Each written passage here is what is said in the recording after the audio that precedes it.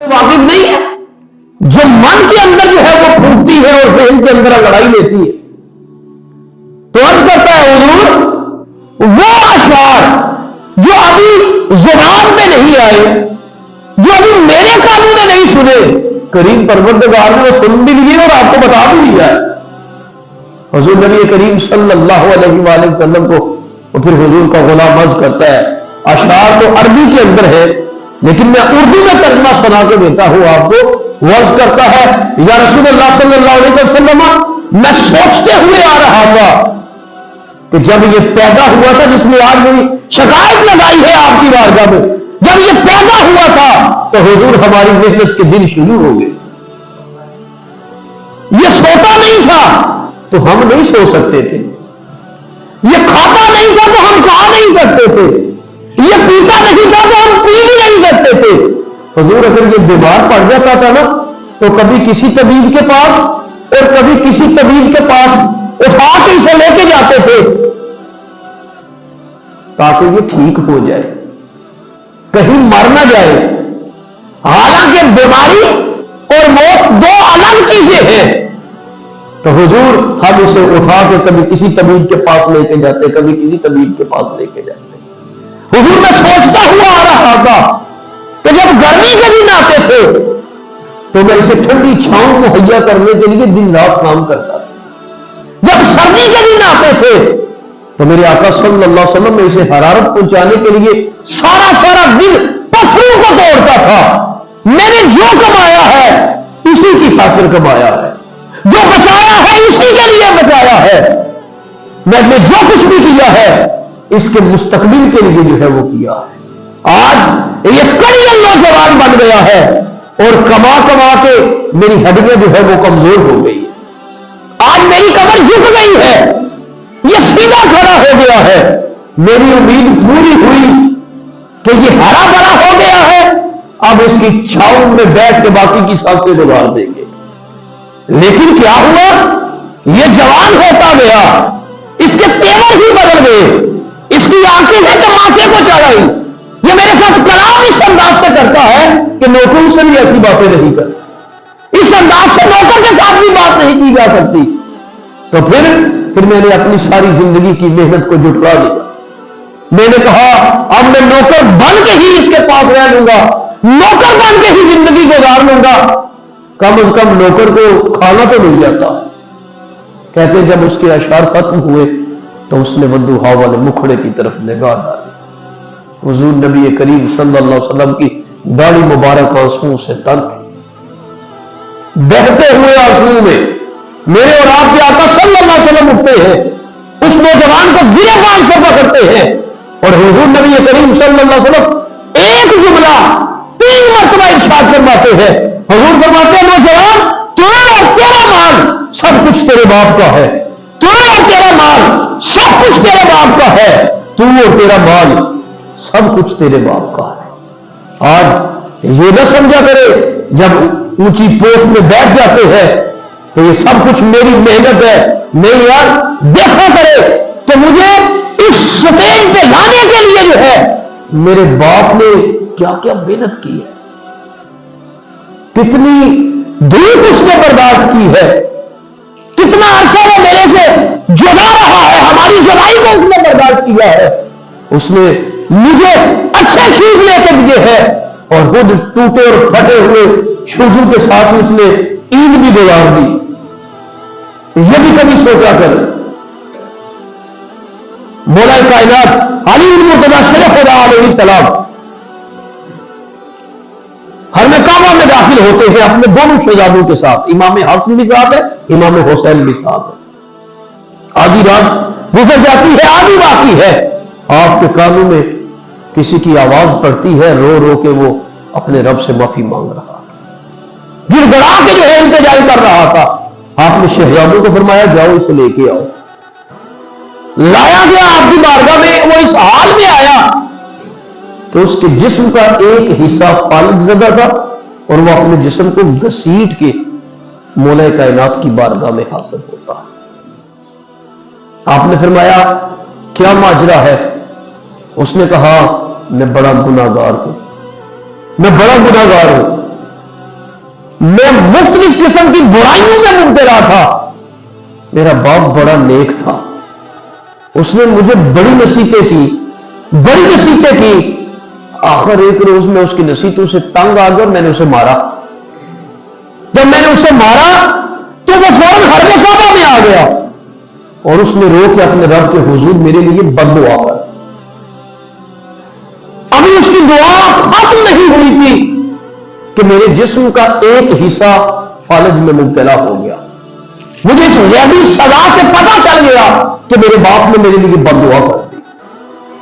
میں اپنے باپ کے پاس گیا, میں نے رو کے اسے منایا, بڑی میں نے منت سماجت اس کی شفقت پتری کی وجہ سے اس نے مجھے معاف کر دیا. وہ میرا باپ تھا, اس نے مجھے معاف کر دیا اور پھر مجھے اپنے سینے کے ساتھ لگا کے اس نے فرمایا, آ میرے بیٹے, جہاں پہ میں نے تمہارے لیے بد دعا کی تھی نا اسی مقام پہ چلتے ہیں. میں تیرے لیے اپنے رب سے دعا مانگتا ہوں, مالک تمہیں شفا عطا فرما. اے اللہ کے شیر, ہم دونوں ایک اونٹنی میں سوار ہوئے, تھوڑا سا اونٹنی وہ چلی اور پھر اس نے بند کرنا شروع کیا تو میرا باپ دو چٹانوں کے درمیان گرتا ہے اور اس کی موت واقع ہو جاتی ہے.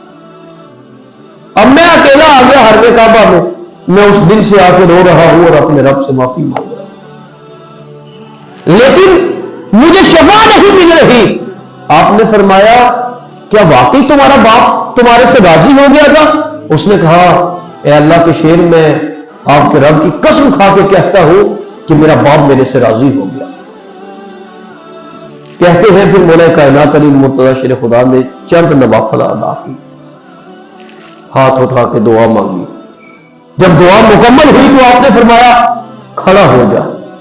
کہتے ہیں وہ کھڑا ہو گیا. آپ نے فرمایا, چلنا شروع کر دے. اس نے چلنا شروع کر دیا, وہ بالکل درست ہو گیا, تندرست ہو گیا. اللہ کے شیر کی سنیے آپ کیا فرماتے ہیں. آپ فرماتے ہیں, اگر تو قسم اٹھا کے یہ نہ کہتا کہ میرا باپ میرے سے راضی ہو گیا تھا تو میں کبھی تمہارے حق میں دعا نہ کرتا. تو یار پتہ چل رہا ہے, اپنے باپ کی بد دعا سے اپنے آپ کو محفوظ رکھ. کوئی ایسا کام نہ کرے کہ ہمارے باپ کی زبان سے ہمارے لیے بد دعا نکل جائے اور پھر ہمیں اس کی سزا جو ہے وہ مبتلا پڑے. اللہ سے معافی مانگا کرے, اس سے التجا کیا کرے کہ مالک ہمیں اپنے والدین کا فرما بردار بنا. یہ دیکھیں آج کافی سارے اسٹوڈنٹ شامل ہیں, تو آج کتنی فیسیں ان کے والدین جو ہے وہ کالج کے اندر جو ہے وہ پے کر رہے ہیں. انہیں تو نہیں پتا وہ کیسے ادا کر رہے ہیں, پتا نہیں انہوں نے ان کی آرزو کو پورا کرنے کے لیے کس کے آگے جو ہے وہ ہاتھ پھیلایا, کس کی گالیاں جو ہے وہ سنی ہے. لیکن یہی نوجوان کا جب اچھے منصب پہ فائز ہوتا ہے تو وہ آ کے پھر وہ وقت بھی آتا ہے, کہتا ہے میری ماں نے میری سمجھ لیا, میرے باپ نے میری سمجھ لیا. حالانکہ انہوں نے اس وقت بھی سمجھ آتی ہوتی تھی جس وقت وہ مدرسہ بولتے بھی نہیں, وہ اشارے سمجھ لیتے تھے. تو آج ہم کہتے ہیں ہمارے والدین کو ہماری سمجھ نہیں. مدارج النبوت جلد نمبر 1 صفحہ نمبر 279 ہے. کہتے ہیں قیامت والے دن ایک شخص کے اعمال کا وزن ہوگا, نیکیوں والا پلڑا بھی اور برائیوں والا پلڑا دونوں برابر ہو جائے گی. پھر ایک فرشتہ آئے گا, وہ آ کے برائیوں والے پلڑے میں ایک کاغذ رکھے گا جس کے اوپر لفظ اوف ہوگا. قرآن اعلان کر رہا ہے اوف ولا تنہرہما, والدین کو اوف بھی نہیں کہنا, جھڑکنا تو دور کی بات ہے, اوف بھی نہیں کہنا. چیٹ کے اوپر صرف لفظ اوف لکھا ہوگا, وہ برائیوں والے پلڑے میں رکھی جائے گی, برائیوں والا پلڑا وزنی ہو جائے گا. آپ فرشتے جب جہنم کی طرف لے کے جانے لگیں گے تو وہ شخص عرض کرے گا ایک مرتبہ میری رب سے ملاقات کروا, فقط ایک دفعہ. فرشتے لے کے اللہ کی بارگاہ میں حاضر ہوں گے. اللہ فرمائے گا او باپ کے نافرمان, یہی جملے میں نے پڑھے, او باپ کے نافرمان کیوں آیا ہے میری بارگاہ میں؟ وہ عرض کرے گا مالک میں جہنمی ہوں, آڈر ہو گیا ہے, جہنم کی طرف لے کے جا رہے تھے تو میں نے دیکھا میرے باپ کو بھی فرشتے جہنم کی طرف لے کے جا رہے تھے. تو مالک میں اس لیے تیری بارگاہ میں حاضر ہوا ہوں، میرے عذاب کو 2 گنا کر دے، لیکن اس وقت میرے باپ کے حال پہ رحم فرما، میرے باپ کو چھوڑ دے اور اس کا بھی عذاب مجھے ہی دے دے، میرا عذاب 2 گنا کر دے مگر میرے باپ کو چھوڑ دے۔ لفظ موجود ہے کہ اللہ اپنی شان کے شیان شان جو اس کے لائق ہے وہ مسکرائے گا اور پھر غم فرمائے گا اس شخص کو کہ تو نے دنیا میں اپنے باپ کی نافرمانی کی، آخرت میں اپنے باپ پہ مہربانی کی۔ نوجوان اپنے باپ کا ہاتھ پکڑ اور دونوں میری جنت میں داخل ہو جاؤ۔ اس کریم رب کو بھی ناراض نہ ہونے دیں جو اتنا کریم ہے۔ نوجوان اپنے باپ کا ہاتھ پکڑ اور دونوں میری جنت میں داخل ہو جاؤ۔ حضرت سیدہ طیبہ طاہرہ عابدہ زاہدہ شہزادی کونو مقام حضرت فاطمہ الزہرا سلام اللہ علیہا، گھر میں سب کا روزہ، نماز عصر کے بعد مصلے سے اٹھتی ہے، آٹا گوندتی ہے اور گھر کے اندر فقط 4 روٹیوں کا آٹا ہے، روٹیاں بناتی ہے۔ پہلی روٹی اللہ کے شیر کے سامنے رکھ دیتی، دوسری روٹی بنا کے حضرت امام حسن کے سامنے رکھتی، تیسری روٹی پکا کے حضرت امام حسین کے سامنے رکھی جاتی ہے، چوتھی روٹی پکا کے اپنے سامنے رکھتی ہے۔ جب افطار کا وقت آتا ہے سارے اپنی اپنی روٹی کھا لیتے ہیں، حضرت فاطمہ الزہرا سلام اللہ علیہا آدھی روٹی کھا لیتی ہے اور آدھی اپنے دوپٹے میں باندھ لیتی ہے۔ اللہ کے شیر فرماتے ہیں فاطمہ سارا دن آپ روزے سے تھی، آپ کو بھوک نہیں لگی ابھی تک؟ تو بیٹی حضرت فاطمہ الزہرا سلام اللہ علیہا آقا صلی اللہ علیہ وسلم کی وہ شہزادی وہ فرماتی ہے بھوک تو لگی ہوئی ہے لیکن اس خیال سے دوپٹے میں باندھ لی ہے کہ پتہ نہیں بابا جانی نے بھی کھائی ہے کہ نہیں کھائی،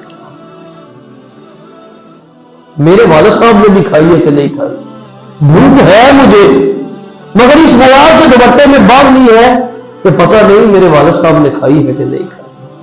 نماز ادا فرماتی، حضور صلی اللہ علیہ وسلم کی طرف جاتی ہے، دروازے پہ پہنچتی ہے تو نظر پڑتی ہے آقا صلی اللہ علیہ وسلم نماز پڑھ کے تشریف لا کھڑے ہو جاتی ہے استقبال کی صورت میں۔ حضور آتے ہیں، اپنی شہزادی کے سر کے اوپر دست شفقت رکھتے ہیں اور پوچھتے ہیں فاطمہ خیریت ہے؟ عرض کرتی ہے بابا جانی اندر تشریف لائے۔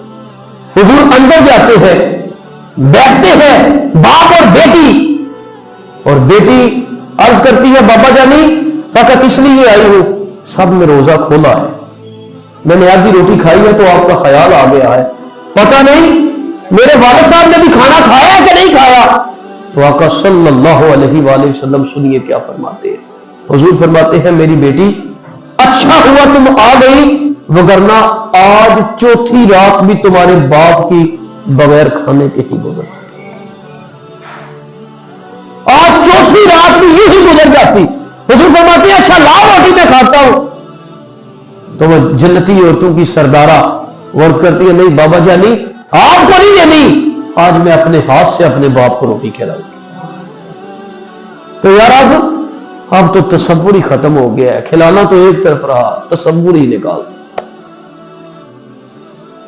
آپ تاریخ اٹھا کے دیکھ لے، ہسٹری پڑھ کے دیکھ لے، بڑے لوگوں کی زندگیوں کا مطالعہ کر کے دیکھ لے جن کے نام آج بھی ہم عالم سے لیتے ہیں، وہ سارے کے سارے آپ کو اپنے والدین کے فرما بردار نظر آئے گے۔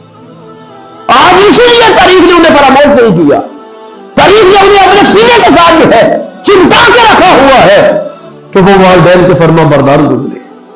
حضرت مجدد الفسانی ایک بہت بڑا نام ہے، کہتے ہیں جب تک میرا باپ زندہ رہا ہے میں حج پہ نہیں گیا، میں نے حج کی نسبت اپنے باپ کی خدمت کو جو ہے وہ ترجیح دی ہے اور فضیلت بخشی۔ حضرت خواجہ حمید الدین سیالوی صاحب بہت بڑا نام ہے، کہتے ہیں مجھے ٹائیفائڈ ہو گیا، میں نے کیا کیا، میں نے اپنے باپ کا جوتا لے لیا، جوتے میں پانی ڈالا اور پھر اس پانی کو میں نے پیا، اللہ کی ذات نے باپ کے جوڑوں کی وجہ سے مجھے شفا عطا فرمائی۔ سید ولایت علی شاہ صاحب گجرات کے اندر بہت بڑا نام ہے، آپ کے شہزادے گزرے ہیں حاجی سید احمد حسین شاہ صاحب، حاجی سید احمد حسین شاہ صاحب اپنے باپ کی یوں خدمت کرتے تھے کہ وہ جو بزرگوں کے لیے ہم نے ایک تھک دان رکھا ہوتا ہے نا پانی ڈال کے، تو بزرگ اگر بیمار ہے یا انہیں کھانسی ہے تو انہیں بار بار اٹھنا نہ پڑے، وہ اس کے اندر جو ہے وہ اپنا لعاب گرا دے۔ حاجی احمد شاہ صاحب کو جب کہا جاتا تھا نا بیٹا جاؤ آپ اس تھکدان کو باہر خالی کر رہے، آپ اٹھا کے باہر لے کے جاتے اور پی کے واپس آ کے رکھ دیتے۔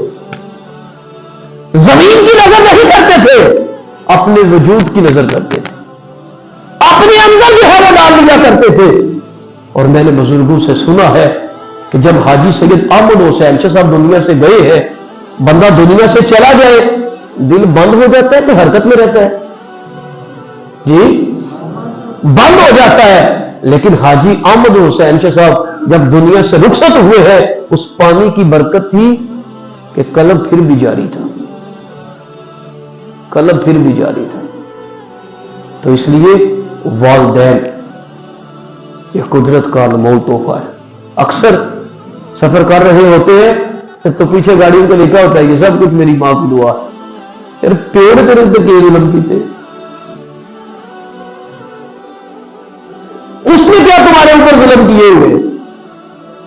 یہ سب میری ماں کی دعا، یہ سب میری ماں کی دعا ہے۔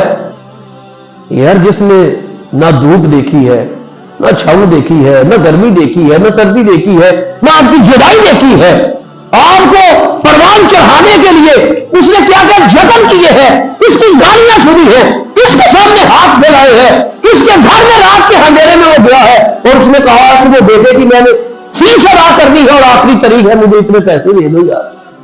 پتہ نہیں اس نے کتنی باتیں اس کی سنی ہوگی تب جو ہے اسے پیسے ملے ہوں گے۔ فقط یہ نہ لکھا کرے یہ میری ماں کی دعا ہے، لکھا کرے یہ میرے ماں اور میرے باپ کی دعا ہے، یہ میرے والدین کی دعا ہے۔ اللہ کے حضور دعا ہے کریم پروردگار ہمیں اپنے والدین کا ادب و احترام کرنے کی توفیق عطا فرمائے۔